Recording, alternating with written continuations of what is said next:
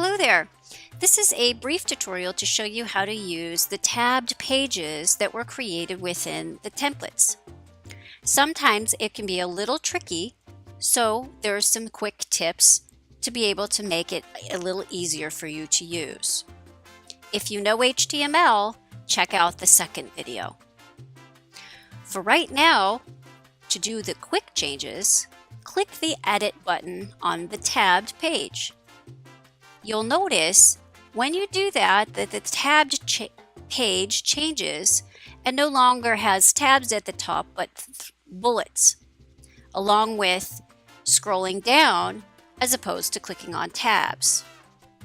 That's because when you're editing the page, it looks different from the way it does when you save it.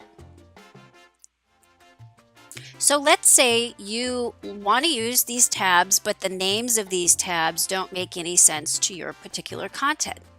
Maybe you want to change the welcome button or the welcome tab to say introduction or start here.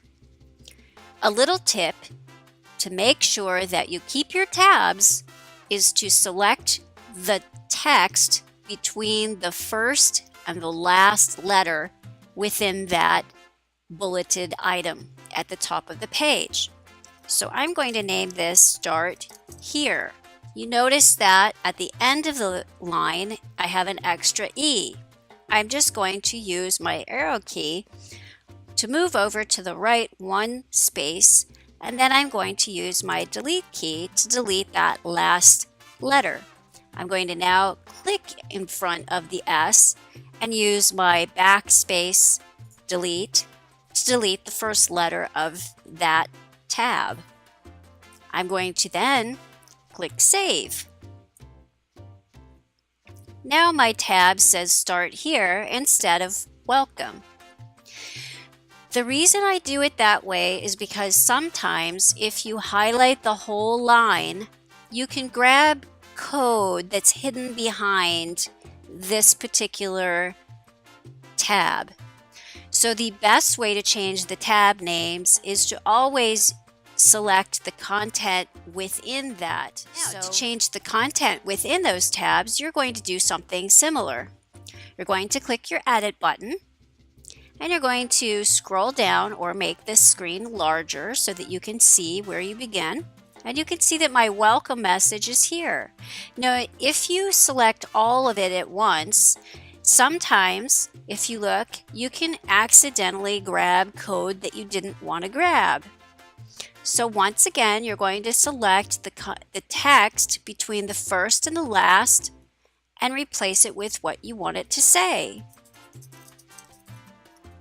You can then format it any way you would like, as long as you go to the beginning of the line and you remove that first letter and then move on to put in the rest of your text.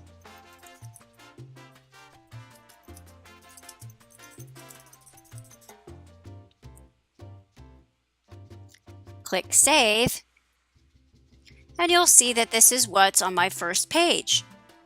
I didn't lose anything, and the lines at the end of the page will show up so that you know kind of where it begins and ends on each one of these tabs.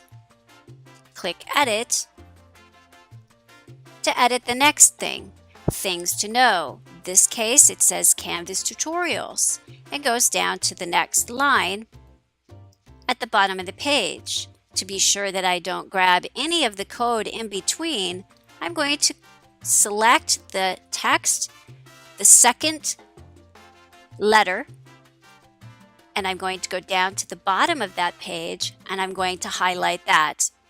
Now I can replace my text here. Whatever you do, you want to stay between those two characters.